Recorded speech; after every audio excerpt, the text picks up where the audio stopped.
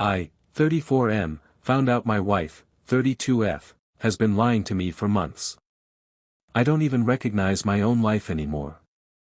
I honestly don't know where to start, so I'll just say this: if you had asked me 6 months ago whether my marriage was solid, I would have said yes without hesitation. Not perfect.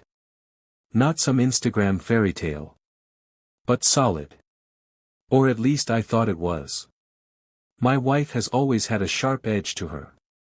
That's actually what drew me to her at first. She's blunt, confident, never afraid to speak her mind. The problem is, over time that edge turned into something else. Arguments that used to be playful started feeling like cross-examinations. Every disagreement ended with me apologizing, even when I wasn't sure what I'd done wrong. Looking back, I can see the early cracks. She started staying late at work more often. New projects. New clients. Her phone became permanently glued to her hand, screen angled away from me like I was some kind of threat. If I walked into the room, she'd flip it face down in one smooth motion. The first time I joked about it, she snapped at me, "Not everything is about you." That stung more than I let on. There were other little things. She changed her passwords. Started dressing differently, nicer, more effort, even on random weekdays.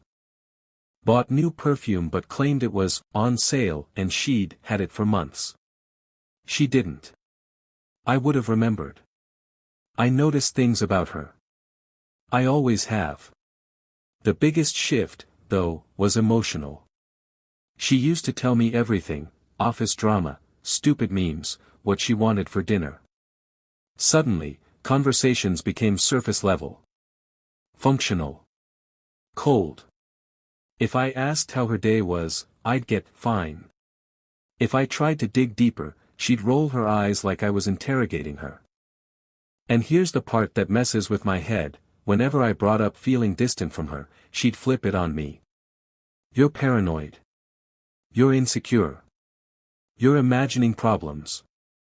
She said it so confidently that I actually started believing maybe I was the unstable one. I remember lying awake one night thinking, am I losing it? Because the tension was real. The distance was real. But she denied it so smoothly, so casually, that I started doubting my own instincts. There was this one moment that keeps replaying in my head. We were at dinner with friends.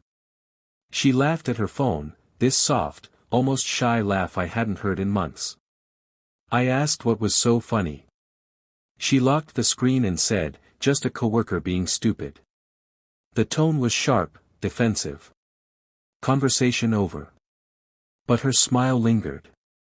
That was the first time I felt something deeper than insecurity. It was a quiet, sickening suspicion settling in my gut. I didn't have proof. Just vibes. Changes. Energy shifts. And a wife who suddenly felt like a stranger sharing my bed. I told myself I was overthinking. I wasn't. I wish I could say the truth came out in some dramatic, movie-style way. It didn't. It crept in. Slow. Ugly. Quiet. About 2 weeks after that dinner, she told me she had to go out of town for a last-minute client meeting. Overnight. Apparently the client forgot to mention it earlier. She said it like it was no big deal, already halfway to the bedroom to pack. I remember standing there thinking, since when do clients forget to mention overnight trips? But I didn't push. Every time I pushed, I was insecure. So I swallowed it. That night, she was weirdly affectionate before leaving. Too affectionate. Kissed me twice before walking out. Texted me, "Miss you already red heart," an hour into the drive. It felt scripted. Like someone playing the role of a loving wife. Here's where it gets messy. Around 10:30 p.m., I went to bed. Couldn't sleep. My brain wouldn't shut up. At 11:07 p.m., I got a notification on our shared iPad in the living room. I only noticed it because I went out for water. Her messages had always synced before. She'd recently fixed that. Or so she thought. One notification slipped through. A name I didn't recognize. Just a first name. And a message preview. Can't stop thinking about earlier. My chest actually tightened. Like physically. I stood there staring at the screen, heart pounding so loud I could hear it. I told myself not to open it. That maybe it was harmless. That maybe I was about to ruin everything by being paranoid. I opened it. The thread wasn't long, which somehow made it worse. It had clearly been deleted before. But the most recent messages were there. Him, you looked amazing tonight. Her, stop face with rolling eyes your trouble. Him, worth it though. Her, maybe. That, maybe, shattered something in me. Because she wasn't sarcastic. She wasn't shutting him down. She was flirting. Actively.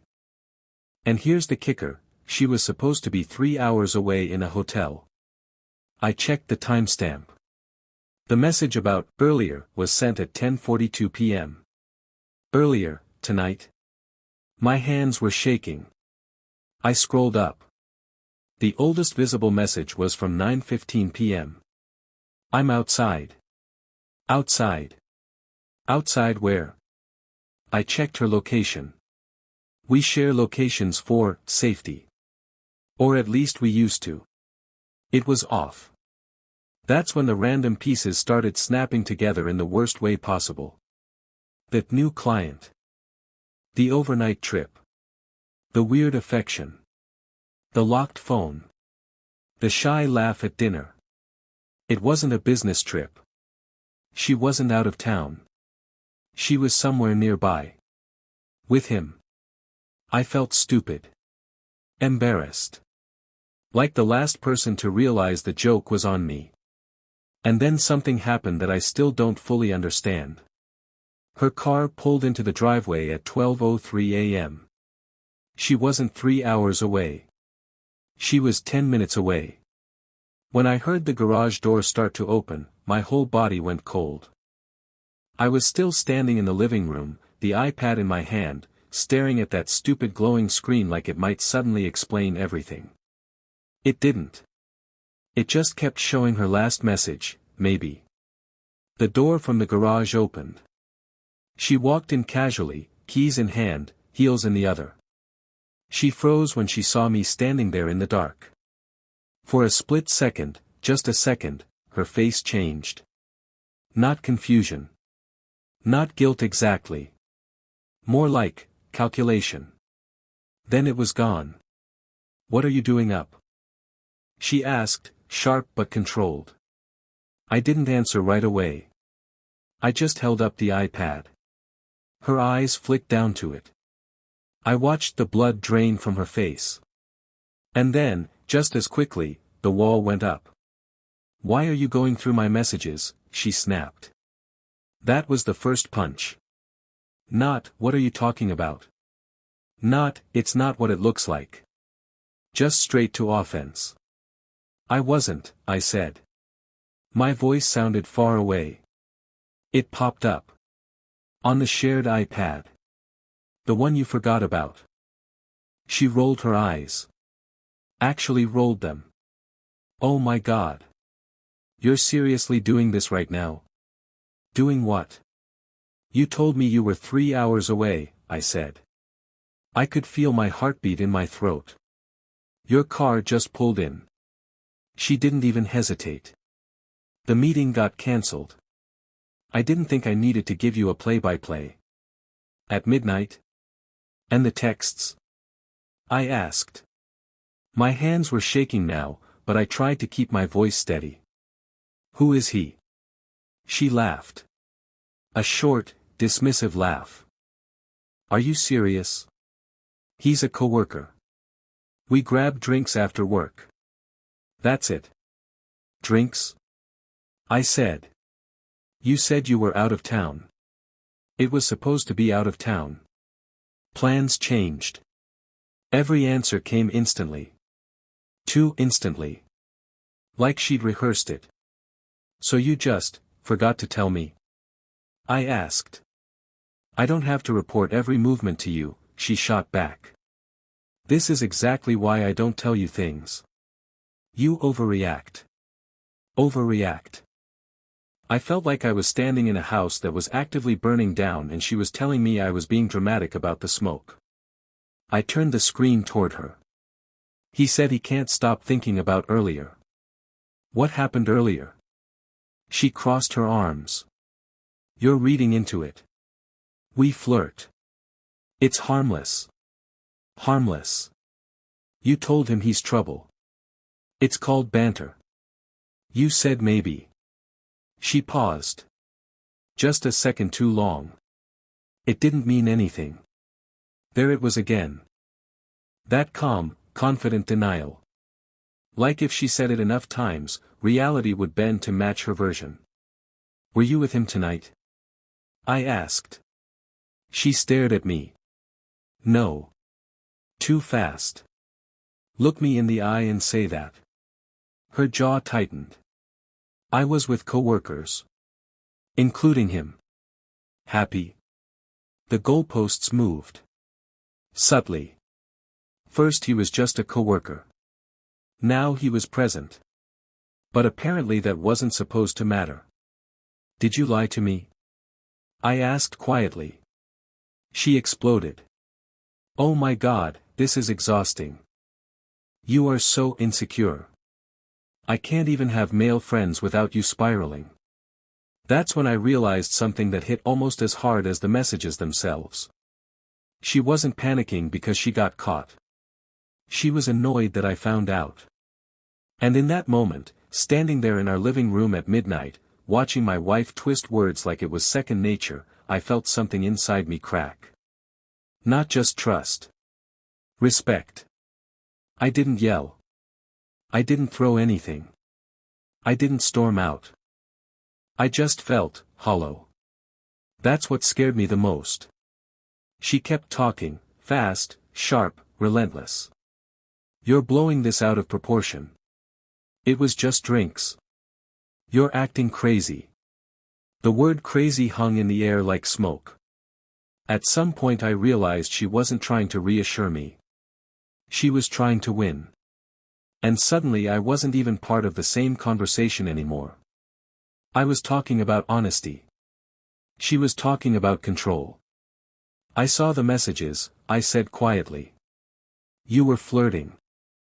She scoffed. You've flirted before. With who? I asked. She didn't answer.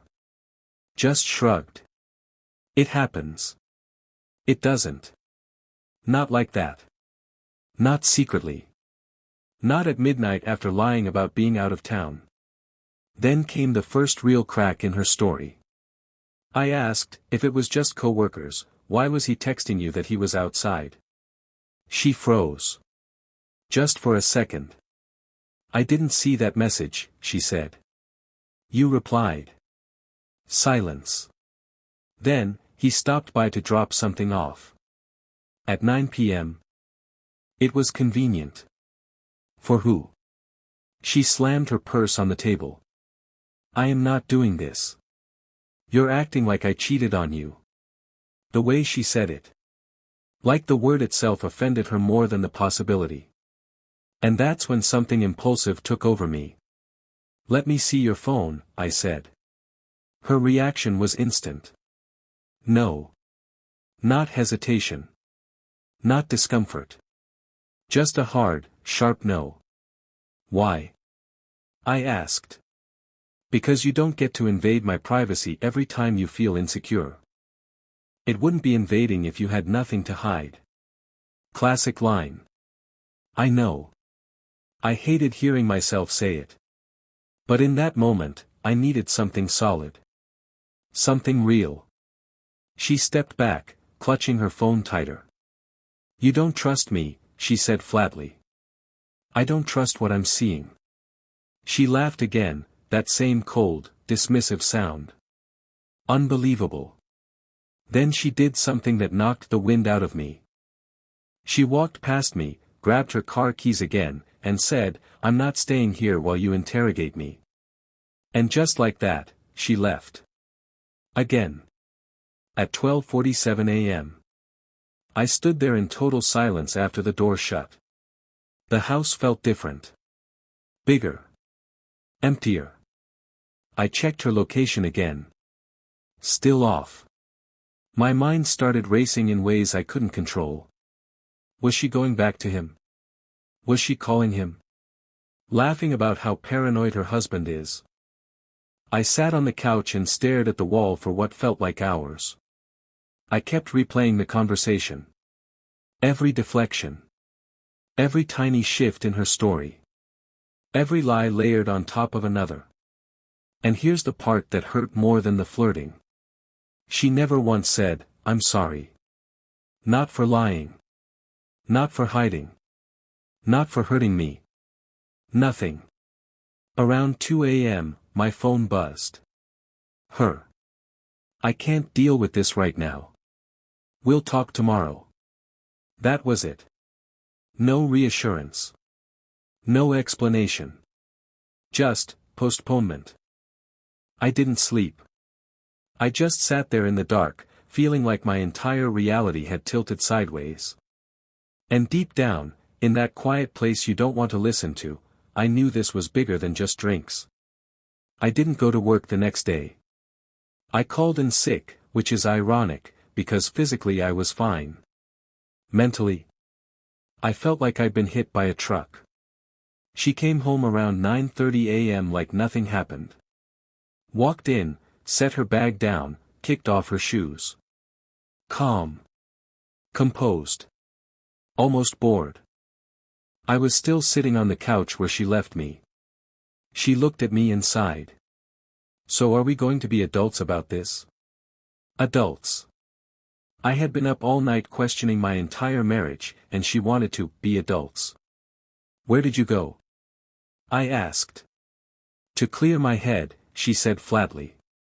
"Where?" She hesitated. I drove around. Location was off. I turned it off. Why? Because I didn't want you stalking me. That word again. Twisting the narrative. Suddenly I'm the unstable one. I stood up. I felt steadier than I had the night before, but it wasn't calm. It was something colder. "Did you sleep with him?" The question hung between us like a loaded weapon. She didn't gasp. Didn't look shocked that I'd even ask. She looked irritated. "No," she said. "Too clean. Too controlled." "Did you kiss him?" Pause. Why does that matter? That's when my stomach dropped. Because it's not just drinks, then.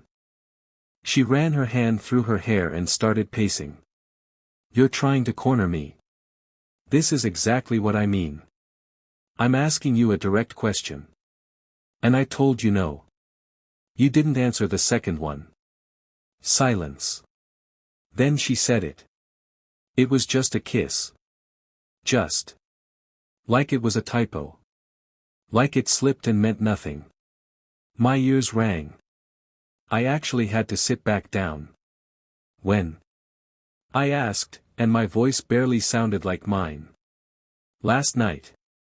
So while I was home believing she was 3 hours away on a business trip, she was outside somewhere nearby, kissing another man. But it didn't mean anything, she rushed to add. "It just happened. We've had tension. You've been distant. I needed to feel wanted. There it is. My fault. You lied to me," I said. "I didn't want to deal with this exact reaction." "You mean pain? You're being dramatic." That word again. Dramatic. I laughed, not because it was funny, but because I couldn't believe what I was hearing. "You turned off your location. You told me you were out of town. You deleted messages. You kissed another guy. And I'm dramatic?" She crossed her arms. "It was one mistake. One mistake requires one bad decision," I said. "You made like 12. That's when she snapped. "Fine. Yes, I've been talking to him for a while. Are you happy now? There it was. Not just a kiss. Not just last night. For a while. How long? I asked. A few months. Months. All those late nights. The new perfume. The shy laugh at dinner. Months. Did you sleep with him? I asked again. She looked at me. And this time, she didn't answer immediately. That silence told me more than anything she could have said. And for the first time since this started, the shock wore off. And the anger showed up. That silence. That was the moment everything shifted. She didn't need to say yes. The way she looked at the floor, the way her jaw tightened, the way she calculated her next sentence, it was all there. Did you sleep with him? I repeated. She exhaled slowly, like I was the one exhausting her. It wasn't planned. That's not an answer. It just escalated. My chest felt like it caved in. So that's a yes. She didn't say it directly. She didn't have to. It only happened once, she said quickly. And I regretted it immediately. Immediately. Immediately. I asked. Before or after you texted him maybe? Her face hardened. You're twisting everything. No, I said quietly. You are. The room felt smaller. Like the walls were closing in. I remember staring at our wedding photo on the shelf. Us smiling. Her hand on my chest. That version of us felt like strangers. How long has it been physical? I asked. She hesitated again. Too long. 2 times. There it is. Not once. 2 times. I actually laughed under my breath. Not because it was funny, because my brain couldn't process the math of betrayal fast enough. So the business trip, I said slowly. Was that one of the times? Silence. Was it? I pressed. Yes. That word hit like a brick. She had looked me in the eye days ago and told me she had an early meeting. I made her coffee that morning. I kissed her goodbye. She went to him. I was going to tell you, she said suddenly. I stared at her. When? She didn't answer. You weren't going to tell me, I said. You were going to keep doing this until I found out. That's not true. Then why delete messages? No response. Why turn off your location? Nothing. Why lie about being out of town last night? She snapped, because I knew you'd react like this. React like what? I said, my voice rising for the first time. Like a husband who just found out his wife has been sleeping with someone else.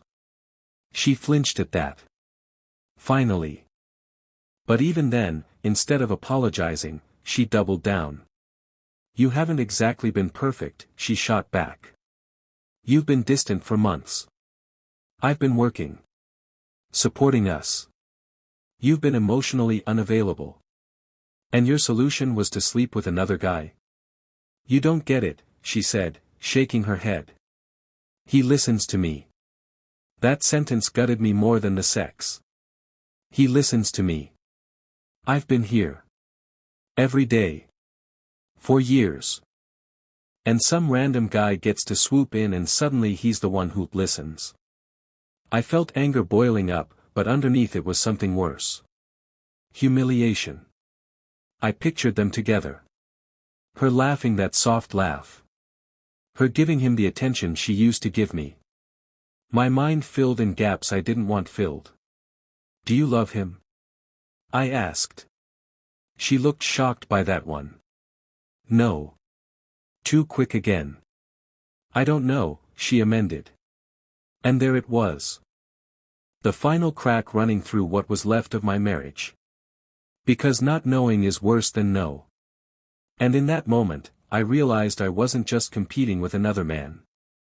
I was competing with a version of her that no longer chose me. After she said, "I don't know," something inside me went very, very quiet. Not calm. Not peaceful. Just, done. Up until that point, I was still clinging to something. Anger, yeah. Hurt, absolutely. But also hope. Hope that this was a mistake. A terrible, selfish spiral that we could somehow crawl back from. "I don't know," killed that. "You don't know," I repeated. She looked frustrated, like I was forcing her into corners she didn't want to stand in. "I care about him. I care about you. It's complicated." Complicated. No. It's actually pretty simple. "You lied to me for months," I said. "You slept with him at least twice. You were with him last night. And now you're telling me you don't know if you love him." She crossed her arms like she was bracing against cold wind. "You're making it black and white." "It is black and white," I said. "You're married." That's when she said something I will never unhear. "Maybe we got married too young." 7 years. 7 years reduced to a maybe. I felt my throat tighten. "So this is what? You testing the waters?" "I didn't plan this," she insisted. "It just happened." "Nothing just happens, for months." "You built this," I said. "You nurtured it. You chose it." She didn't deny that part. Instead, she pivoted again. "I've been unhappy." There it was. The justification arc, for how long? I asked. "I don't know. A while." Funny how the timeline of her unhappiness perfectly overlaps with the timeline of her new coworker. "And you didn't think to tell me?" I asked. "I tried," she snapped. "But every time I bring something up, you get defensive." I stared at her. "So instead of pushing through a hard conversation, you decided to have sex with someone else?" Her face twisted in anger. "You're reducing it to that. Because at its core, that's what it is." Then came the part that blindsided me. "I didn't think you'd notice," she muttered. I blinked. "What?" She looked away. "You've been so busy. So distracted. I didn't think you'd even realize." That one cut deeper than anything else. Not because it's true, but because she believed it. She thought I wasn't paying attention. I noticed the new perfume. I noticed the changed passwords. I noticed the laugh. I noticed everything. I just trusted her enough to ignore what my gut was screaming. "You underestimated me," I said quietly. She didn't respond. "And you overestimated how much I'd tolerate," I added. The room felt thick with everything unsaid. Years of inside jokes, shared plans, lazy Sundays, all of it felt fragile now. Like it belonged to a different couple. "Are you still seeing him?" I asked. Silence. "Answer me." She hesitated. "Yes." Not past tense. Present. My chest tightened again. "So even after last night," I said slowly, "even after I confronted you, you're still seeing him?" "I need time to figure out what I want," she said. What she wants. I realized then that I hadn't once heard her say what we should do. Or how to fix this. Or how to protect the marriage. It was all about her confusion. Her needs. Her space. I felt like I was standing in my own house as a backup option. And I don't think I'd ever felt smaller in my entire life. That's when the anger finally burned through the shock completely. And I said something that surprised even me. "I'm not your backup plan." The words came out steady. Almost calm. Which is wild, considering my heart felt like it was trying to punch through my ribs. She looked at me like I'd just insulted her. "That's not what this is," she said. "Then what is it?" I shot back. "Because from where I'm standing, you're actively sleeping with another man while keeping me on hold until you decide who you want. You're twisting it, she said again, but there was less bite this time. No. I'm finally seeing it clearly. That was the first time I saw uncertainty flicker across her face. Up until now, she had control of the narrative. She could deflect, minimize, flip it on me. But something shifted when I stopped arguing to win her back and started drawing lines. You don't get to figure things out while staying married to me, I said. That's not how this works. She exhaled sharply. So what, you're just going to throw everything away? Throw everything away. I actually felt anger flare again. You mean like you did? She flinched. Silence stretched between us. Then she tried a different tactic, softer voice, less edge. I'm confused, she said. I didn't mean for it to go this far. But it did, I replied. And you kept going. I thought maybe it would burn out, she said. You don't accidentally sleep with someone twice and hope it burns out. She didn't argue that. Then she said something that made my stomach twist again. He makes me feel alive. There it was. Not just attention. Not just validation. Alive. So I make you feel dead? I asked. She didn't answer. Which is worse than answering. I felt humiliation crawl up my spine. I started picturing everything in sickening detail, the way she used to look at me early in our relationship. The way she must look at him now. I hated that my brain kept doing that. Filling in images I didn't ask for. Do you plan on seeing him again? I asked. Yes. The bluntness of it. No apology. No hesitation. I told you, she continued, I need time. Time to what? Fall deeper. Decide which bed feels better. You're not getting time, I said. Her head snapped up. Excuse me. You can't keep both of us, I said. You don't get to test drive another relationship while I sit here waiting. You're giving me an ultimatum, she said, incredulous. Yes. The word hung there. And for the first time since this started, I saw something that looked like fear in her eyes. Choose, I said. Now. She stared at me like I'd just pushed her off balance. I can't just decide like that, she said. That's interesting, I replied. You decided to cheat pretty fast. That hit. I saw it land. She paced the room, running her hands through her hair. This isn't fair. I almost laughed. Not fair. You ended fairness the moment you lied to my face and slept with someone else. She stopped pacing. I care about him, she admitted quietly. There it was. The confirmation I didn't want but needed. And I care about you, she added quickly. But it sounded weaker. Smaller. I realized something brutal in that moment. If she had to think this hard about choosing me, then she already didn't. And suddenly, the question stopped being whether she would pick me. It became whether I should even want her to. That realization hit like ice water. If she has to debate choosing me, then I'm not her first choice anymore. I'm an option. A safe one. A stable one. The familiar one. Not the one she's excited about. And that's a brutal thing to accept about your own marriage. She finally stopped pacing and looked at me. I don't want to lose you. But you don't want to lose him either, I said. Silence.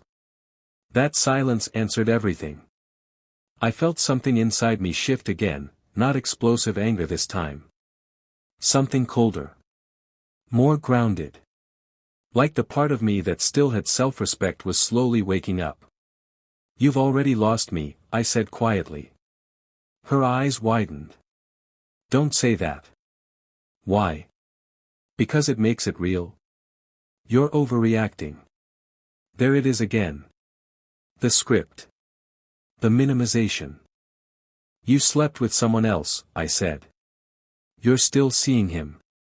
And you're asking me not to overreact. It's not like I planned a whole double life, she snapped. No, I said. You just built one piece by piece. That shut her up. Then she did something unexpected. She started crying. Not loud sobbing. Not dramatic. Just tears sliding down while she stood there, looking frustrated with herself for even crying. I didn't think it would hurt you this much, she said. That sentence almost made me lose it. What did you think would happen? I asked. My voice cracked despite myself. That I'd just shrug. She wiped her face angrily. You've been distant for so long. I felt invisible. Invisible. I've been working overtime to pay for the house she wanted. I've been stressed, sure. Distracted sometimes. But invisible. I was right here, I said. You weren't emotionally here, she shot back. Maybe there's some truth in that.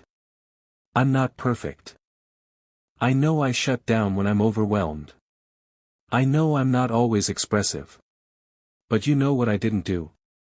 I didn't sleep with someone else. I would have gone to therapy, I said. I would have worked on it. If you had told me you were that unhappy. She looked down. I didn't want to fight, she admitted. So instead of fighting for us, she avoided conflict and detonated the marriage instead. Makes sense. Does he know you're still living here? I asked. Yes. Does he know you're not separated? Another pause. He knows it's complicated. Of course he does. So this guy is knowingly sleeping with a married woman and is apparently fine with it being complicated. I felt disgust. Not just at him, at the whole situation. Are you in love with him? I asked again. She hesitated longer this time. I think I might be falling. That was it. That was the sentence that officially ended something inside me. Falling. While still married. While sleeping next to me every night. I felt my face go hot, then cold. Then go, I said. She blinked. What? Go be with him. Her expression changed instantly, shock, then panic. You don't mean that. I do. And for the first time since this started, I wasn't speaking from anger. I was speaking from clarity. Because I finally understood something that hurt like hell. You can't compete with fantasy. And you can't beg someone to choose you without losing yourself in the process. She took a step toward me. Don't do this. You already did, I said. And in that moment, I realized the next decision wasn't hers. It was mine. She kept saying, don't do this, like I was the one detonating the marriage. I felt strangely steady. Not okay. Not healed. Just, steady. You're really just going to end 7 years, she asked. I looked at her and honestly couldn't believe the framing. You ended it, I said. I'm just acknowledging it. She shook her head, pacing again. You're being impulsive. Impulsive. The irony almost made me laugh. You slept with another man multiple times. You're actively falling for him. But I'm impulsive. She stopped and looked at me differently then. Like she was trying to reassess the situation. Like maybe she expected me to beg, or bargain, or crumble. Instead, I walked past her into the bedroom. She followed. What are you doing? I opened the closet and grabbed a suitcase. Her voice got sharper. Are you serious right now? Yes. You're just leaving. I'm removing myself from a triangle I didn't consent to, I said. That hit. I could see it. You're being dramatic, she muttered again, but it sounded weaker this time. I'm protecting what's left of my dignity. That word, dignity, seemed to land harder than anything else. I started pulling clothes off hangers. My hands were shaking, but my mind was clear. She moved closer. We can fix this. I stopped packing and looked at her. Are you cutting him off? I asked. Silence. That told me everything. I need time, she repeated. There it is again. I can't just switch my feelings off. I'm not asking you to switch feelings, I said. I'm asking you to choose your marriage. She didn't answer. Because she couldn't. And I'm not going to lie, that hurt in a way that's hard to describe. Not explosive pain. Not screaming anger. Just this slow, sinking realization that I wasn't enough for her anymore. Or maybe I never was in the way she wanted. I zipped up the suitcase.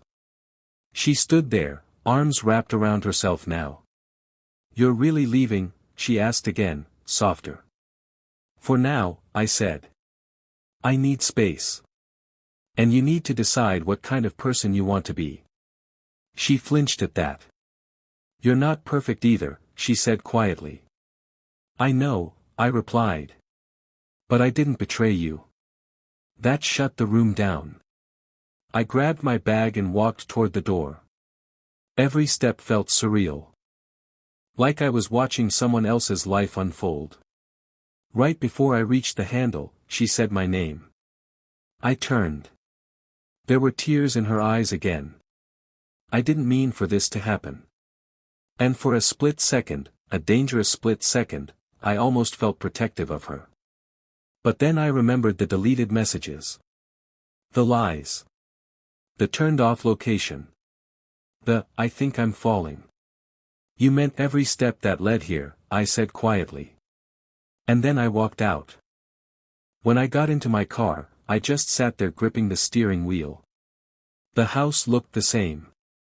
The neighborhood looked the same. But my entire life had just split in two.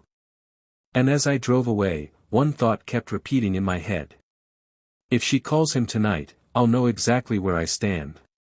And I wasn't sure I was ready for that answer. I spent the night at a friend's place, just staring at the ceiling, replaying everything over and over. Every little detail felt like a punch I didn't see coming. The perfume she claimed was gold, the locked phone, the laughter at dinner, the way she said maybe, it was all a trail of breadcrumbs leading to a betrayal I couldn't unsee. My phone buzzed around 1 a.m. It was her. We need to talk. My stomach sank. Part of me wanted to ignore it. Part of me wanted to answer immediately and yell everything I'd been holding in. I stared at the screen for 5 minutes before replying, we will. Tomorrow. Why tomorrow? Because I needed distance. Because I couldn't face her yet without letting the raw mix of hurt, anger, and humiliation control me. I needed to breathe. To think. To figure out what I wanted instead of reacting. The next day, we met at a coffee shop. Neutral ground. Public enough that emotions couldn't get completely out of control. But private enough that I could actually see her face without any distractions. She started talking immediately. I don't know what to do. I didn't plan for this to happen. I care about you. I care about him. I cut her off gently but firmly. Stop. Don't try to explain it yet. I need to hear one thing, are you choosing to stay with me, or him? Her face fell. She opened her mouth. Closed it. Hesitated. I could see it in her eyes. I don't know, she admitted. I felt a wave of something between anger and grief. That's it, then, I said quietly. You already made your choice. You're choosing him. I'm accepting it now. She looked like someone had slapped her. You're leaving me. I am, I said. I'm not going to compete with him. Not when you don't even know who you want. And I realized something terrifying and liberating at the same time. It hurt like hell to let go. But I also felt a weight lift, the constant anxiety, the paranoia, the sneaking suspicion that was gnawing at me every day. That part of me could finally breathe. She stared at me for a long time. Silent. No tears this time. Just regret, maybe. Or maybe relief that I was doing what she had refused to do, choosing clarity. I left the coffee shop feeling hollow, but oddly, steady. It was the first step toward reclaiming myself. And that's when it hit me, I couldn't save her. I could only save myself. The days that followed were surreal. I moved my things out of the bedroom, started sleeping in the guest room, and avoided going home as much as possible. Every little reminder of her, her mug on the counter, her jacket on the chair, even the scent she left behind, felt like a needle in my chest. I kept thinking about the texts, the lies, the way she looked at him instead of me. I replayed conversations over and over. My mind was like a broken record. Why didn't I see it sooner? How could she do this? But then there was another thought, one I almost didn't want to admit. I can't stay here and pretend this is salvageable. I can't beg her to choose me. I tried talking to a friend about it. The words tumbled out faster than I expected. She lied. She cheated. And now she's choosing him over me. My friend just nodded. Then maybe it's time to choose yourself. It sounds so simple when someone else says it. But actually doing it? That's another story. I avoided her calls at first, blocked the number temporarily, just to feel some control. Every time my phone buzzed, my stomach sank. Every notification felt like an ambush. One night, I finally allowed myself to sit and feel it all. Not run from it. Not argue with it. Just feel the anger, the betrayal, the humiliation, and the sadness. It was like wading through a swamp of emotions I'd been ignoring for months. And then came the quietest, strangest realization: I was free.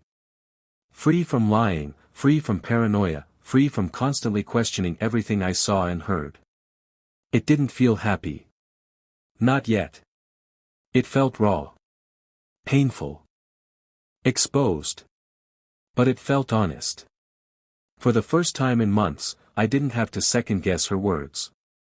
I didn't have to interpret glances or decipher, just a kiss. I could just breathe. I still loved her. I still wanted the life we had built together. But I also knew that love wasn't enough when trust is gone. I realized that sometimes the hardest thing you can do isn't fight for someone else, it's fight for yourself. And that's exactly what I had to do. It hurt. God, it hurt like hell. But slowly, very slowly, I started to imagine a life without her in it, a life where I wasn't constantly on edge, where I wasn't competing with someone else she barely even admitted existed. And for the first time since discovering the texts, I allowed myself to hope.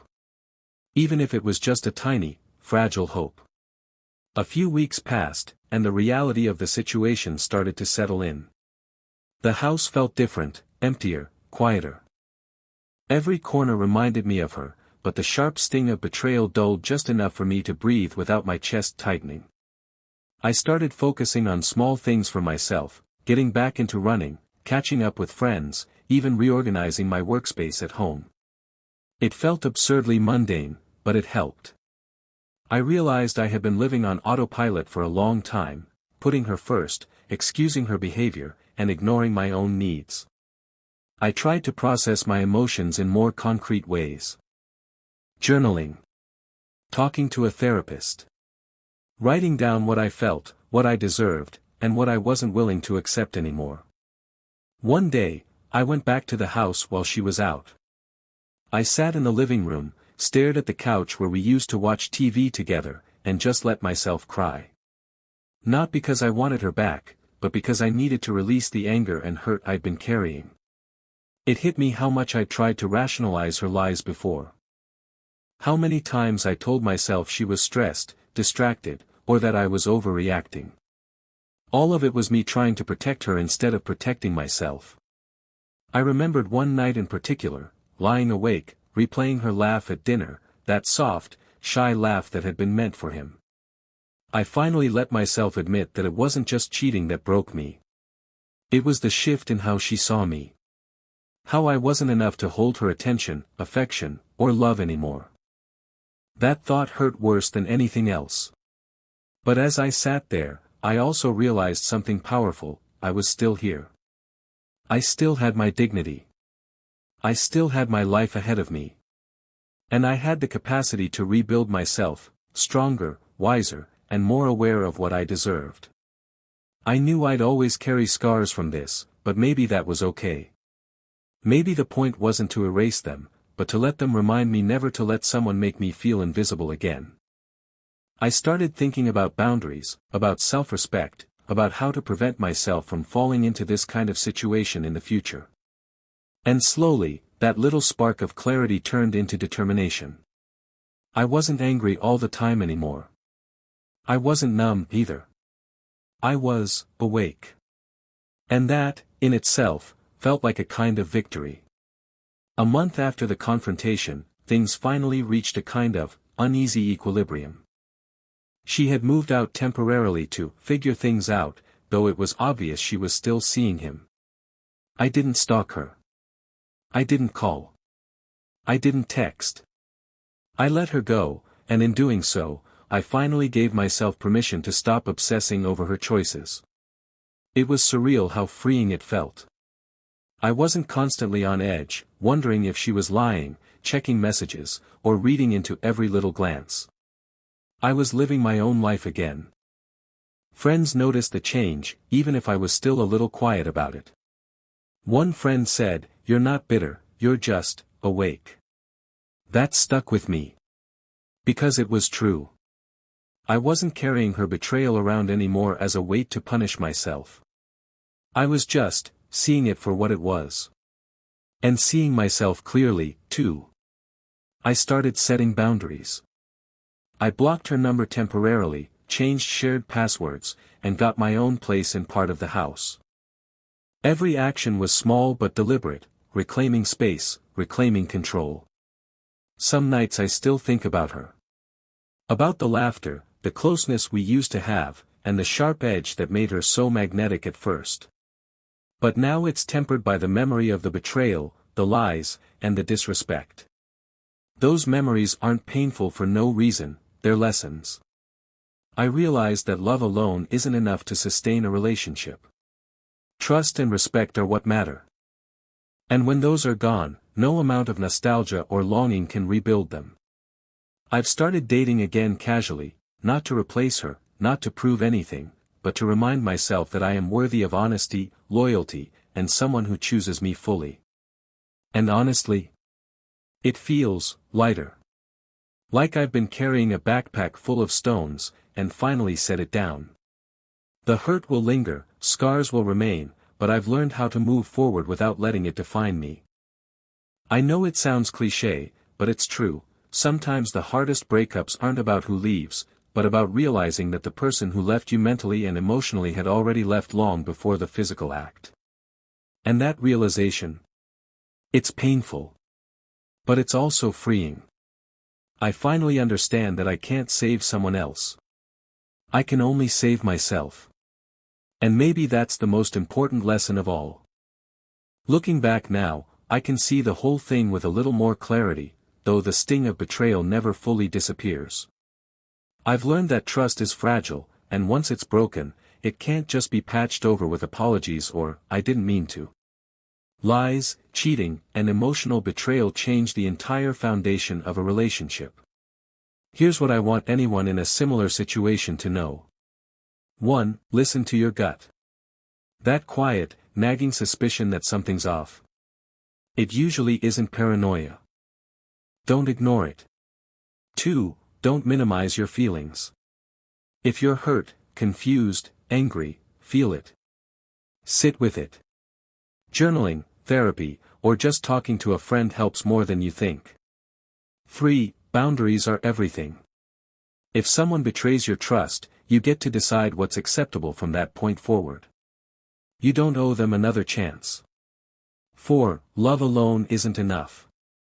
You can love someone with all your heart, but if they lie, cheat, or refuse to commit, love can't fix that. 5. Self-respect isn't optional. Walking away was brutal. But staying would have been worse. I finally realized that I didn't have to beg for attention, affection, or loyalty. I deserved it. I won't lie, there are nights I still think about her. About what could have been if she'd been honest, if she'd chosen me. But those are fleeting thoughts. They don't control me anymore. At the end of the day, the only thing I truly control is how I respond. And I chose myself. So if you're reading this and wondering whether to stay or leave after discovering betrayal, remember this: leaving isn't weakness. It's courage. It's saying, I am worth more than lies, more than cheating, more than someone's indecision. It hurts. It's messy. It will probably be the hardest thing you do. But it also frees you to rebuild, to heal, and eventually, to find someone who chooses you fully, every single day. And honestly, that's worth everything.